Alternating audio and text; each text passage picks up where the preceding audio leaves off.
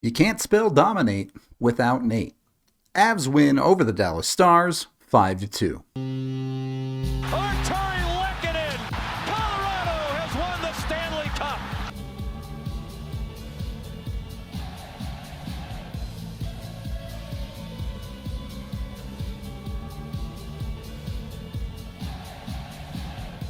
Now, I know the final score of this game says it was 5-2, but in reality, it was a 3-1 game, and then you had 3 nonsense goals with the empty net, stuff that just didn't really matter on the impact of the game. And a few different important things happened here. I don't think Colorado played their best game, but Dallas was on a Segababa. They were tired and not playing their best as well, and the Avs played better than their opponent. Importantly, I think the Avs play got better as the game went on. Whereas the Avs got away with some stuff early and some things went their way, the second half of it, they really just took care of business for the most part. And while mechanically their first period was probably their worst, you can get away with bad periods, 1, when your opponent's not playing their best, and 2, when your best players just carry you. All I'm saying is if Nathan MacKinnon put me in a backpack, I'd go for the ride. The Avs are battling in deep in their zone here, and what should have been a lost puck and a clear for Dallas is poorly played, which allows Taves to initially pick it off, and then great work by MacKinnon to track this puck and keep it in the zone. Nothing fancy, he just whips it in deep,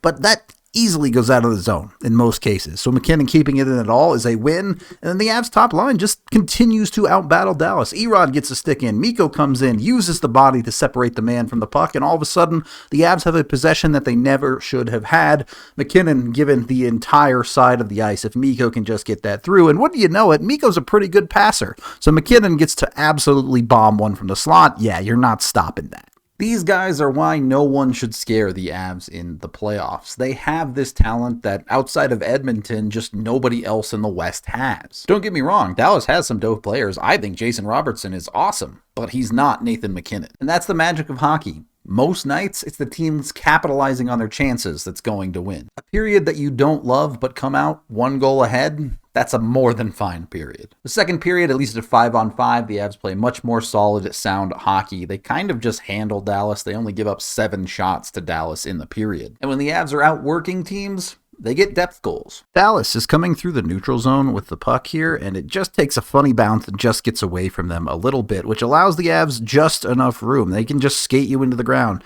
Cogs gets the puck through one man, and suddenly it's an odd man rush for Colorado up the ice. Cogs gets it to the middle, gets it to LOC. There's nothing fancy there. It's just good hard work, and it puts LOC in a one-on-one situation where he takes it to Heiskanen. He's going to get Heiskanen to commit with the stick, and he recognizes it all the way through and cuts across him freely because of the stick commit. That creates a shooting lane. He fires the puck, and it's going to beat Ottinger 5-hole. Is Jake Ottinger going to want that one back? Absolutely, but credit the Avs' depth, both Cogliano to set up LOC and then LOC to create the chance for himself. That opportunity never comes. Jake Ottinger can never mess it up. So the Avs squarely put themselves in the driver's seat of this game, but they hurt themselves by taking a few too many penalties. And I get it. There are a lot of penalties that are questionable about being called. I think the Avalanche have faced a lot of questionable penalties this year. Without diving too much into this, it's a pretty common thing that happens. A team that is at the top of the league for penalties called for a handful of years, the refs even it out in future years. It happened to Toronto a handful of years ago. It's happening to Colorado a little bit right now, but that's not an excuse. The Avs have to find ways to stay out of the box. If they can't do a better job of playing disciplined hockey, it's going to cost them. In this game, it made the game closer than it had to be. Late in what has been a solid kill for Colorado here, Dallas working the perimeter, they're not really given a ton here. It's well defended initially, and eventually this puck is going to get thrown into the slot area, and Dallas is just going to get a little bit lucky.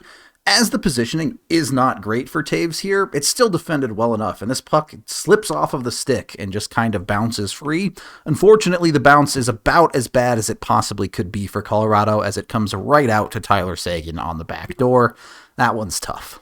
You got power played on that one. I really don't think the penalty kill played that one poorly. You just take a funny bounce and it ends up in the back of your net. You have to play through that, or, as I said earlier, just don't take the penalties in the first place. And you know Dallas isn't an easy team. You want to see the Avs push back and keep control of this game. Don't let Dallas back in. And honestly, the Avs do a very good job of that. They were the significantly better team at 5-on-5 in the second period, and you get a power play late, well, yeah, Nathan MacKinnon. He's just better than the Dallas Stars. Chalk one up to the face-offs. Matter team here on the power play. Comfer is able to win this one back, and a very nice assist by Mikko to get it to MacKinnon in the middle of the ice.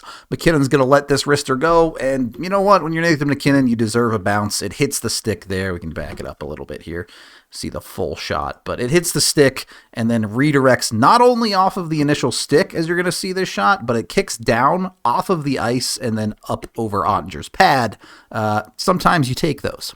Okay, sure. MacKinnon got pretty lucky on that one with a nice bounce that goes his way and ends up in the back of the net, but again, if he never takes that shot, that opportunity can never happen. The Avs are putting themselves in position for things to go their way. And they're not always going to go the right way for Colorado. We've seen that plenty this season where the bounces just won't seem to go for them. But you keep creating those opportunities and they will go. You'll have nights like this one. And that was essentially the game. The Avs held it down pretty substantially in the third period. For reference, at 5-on-5 in the third period, the Avs gave up just 2 high danger chances for the entire thing. While I do believe everything I just said, and Colorado did come out with a win, at one point in the third it did look like this game was about to get very close, but the coach's challenge comes through. So Dallas collecting a puck deep in the Avs zone here in behind the net. You get some questionable defense at best here. The Avs have 4 guys in deep to just 2 Dallas players, and Jack Johnson for some reason is not committing to the man behind the net. It's a weird decision. It's poorly played. Guys need to be communicating there, and it's just too slow.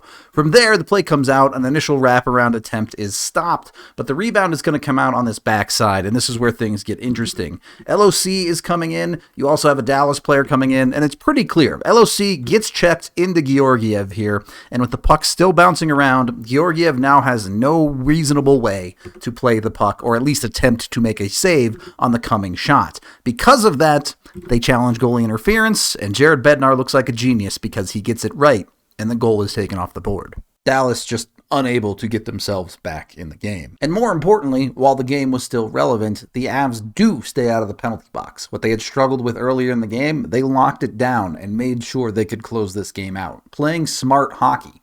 Something that at times the Avs have struggled with in third periods. You do eventually get down to the goalie pole. Val Nichushkin puts one in. After the game is well in hand, you end up with some penalties and some nonsense. Dallas gets another power play goal that just isn't relevant. You give Joe Pavelski his required goal against Colorado. It's a good time to do it. And then the Avs add an empty netter on top of that to get Mikko number 49. So not only do the Avs win this game, they've set up a whole bunch of milestones in their very near future. On a night where Nathan MacKinnon is just going, you just get out of his way. That is the end of this game video review. Thank you for watching. Head on over to thednvr.com for all of our coverage. I am Rudo, and the Avalanche should fear nobody.